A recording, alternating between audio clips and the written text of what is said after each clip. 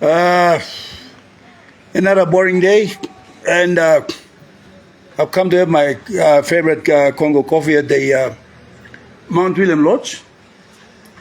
And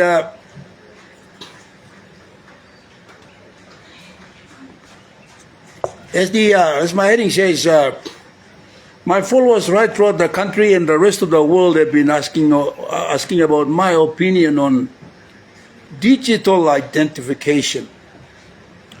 Now, it's not as easy as we think it is, because many of us, and including myself, have been crying out about electoral fraud. And I have been insisting that we have the biometric system, which of course is digital identification, to make sure that there is transparency and accountability or fairness in the electoral process. But that aside, it has to do with more than just the electoral system. You go down to the hospital, and you don't want to repeat your name every time you get there. And with the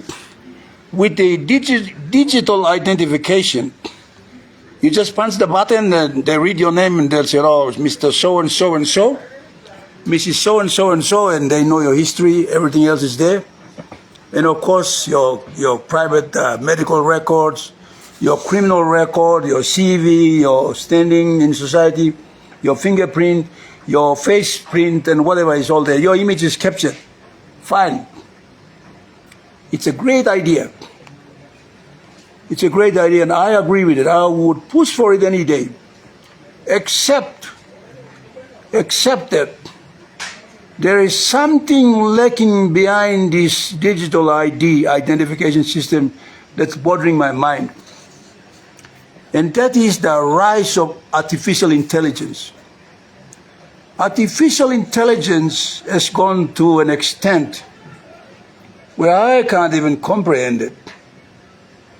They can use artificial intelligence to even read your mind, if you may correct me.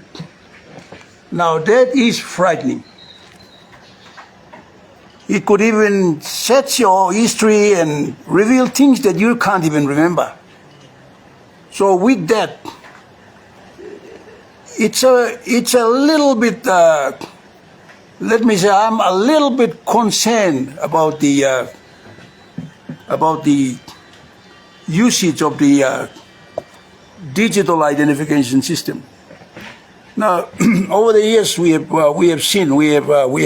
know about history, about how powerful kings and monarchs have ruled people, and how they have taken them as slaves and workers, and basically they've kept them under control. But as we developed, we demanded our civil liberties, our rights to what we can do, and our privacy, of course. Our privacy is of paramount importance. So, with the advent of technology, and especially artificial intelligence that bothers me all the time, if we were to introduce the digital identification system like what they are pushing for in industrialist countries like Great Britain and America and China and elsewhere, where you go with your telephone, or you go with your mobile phone, or your Visa card, and it's become cashless. And if they can do it in China, where there's 1.6 billion people, I shouldn't be jumping up and down. But like they say, not one size fits all. China's got a different history. America's got a different history. The United Kingdom has got a different history. So is Australia, and so is Papua New Guinea. Now, in Papua New Guinea, I'd say that 80% of our people are still suffering from illiteracy. Either it's language illiteracy or it's numerical illiteracy. And when you talk about the artificial intelligence, there's something beyond the grasp. I'd go for it any day. I'd go for digital identification any day because in one of my podcasts last time, I was very critical of Mr. Sam Coim, who resigned from his position as Commissioner General of the Internal Revenue Commission, and I was critical in saying that he did not introduce the modern information technology to keep track of who was paying tax and who wasn't paying tax.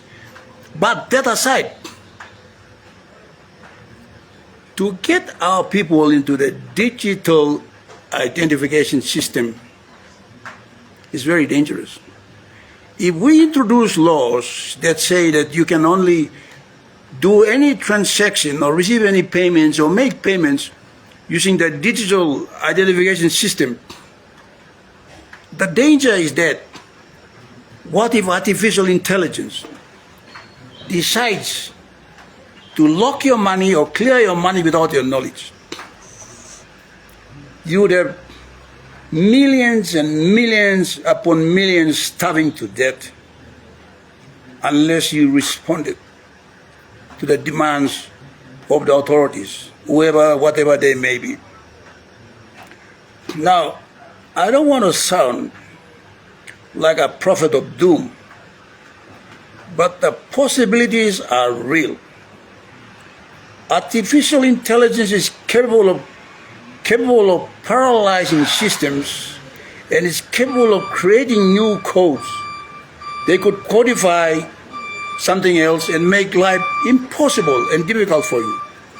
So with that, I want to remind all my followers in Papua New Guinea and maybe the rest of the world that as a free people, we should stand up and defend our rights to privacy.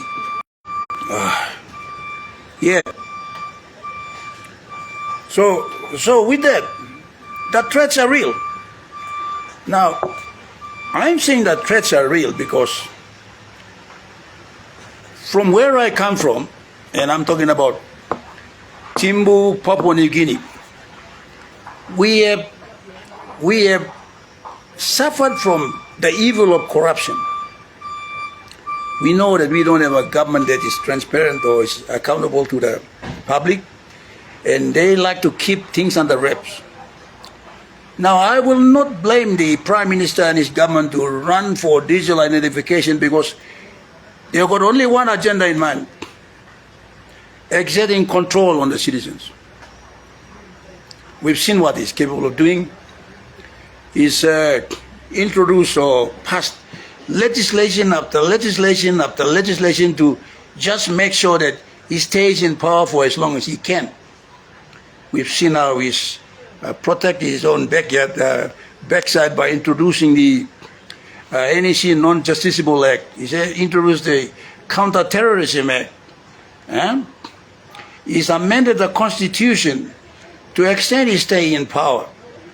That's the action of a madman who doesn't understand the basic principles of law. Now, he will rush to grab the digital identification system to keep us under check, all for his own survival. But let me warn you, and I've said it and I'll repeat myself, if the artificial intelligence knows and tracks you to the core of your functions, like your fingerprints, your facial appearance, and they know your bank card, they know your history, they know your medical history, they can keep you under control.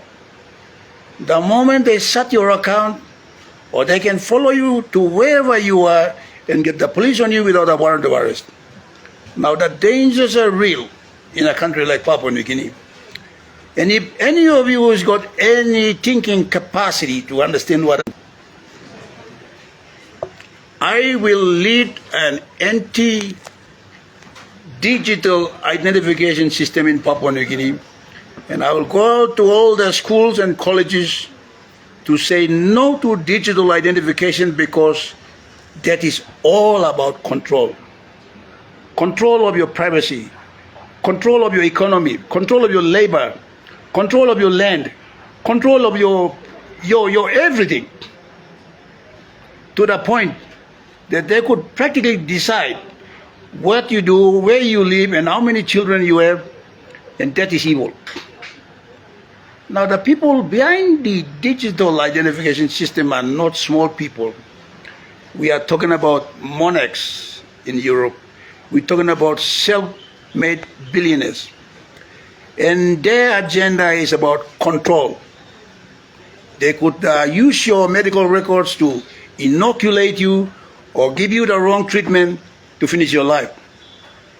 So with that, I am calling for all those who understand the implications of the digital system. I'm not going to scare you in referring to what the Bible has been always proclaimed in the use of 666 or 666. But hang on a minute.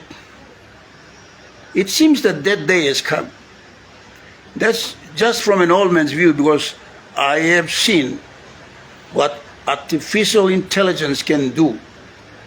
And many people will design the artificial intelligence system now regretting that they have developed something that they can't control. They can't control. And I may be wrong, but if there's anybody with the knowledge about artificial intelligence, you can take over from what I'm saying here and explain to the public, because I think it's the most dangerous way of controlling human lives on this planet. Now, let us not forget, we are born to be free. We are born to be free. Whether we work, we don't work, we want to sleep around, or we want to do anything, that is our human right. We were not born into this world to serve an order, any order. We were born into this world as beings that should exist on the planet, with or without anything. If you have to roam the world and do nothing, so be it. If you want to do something good, so be it. But you should not be kept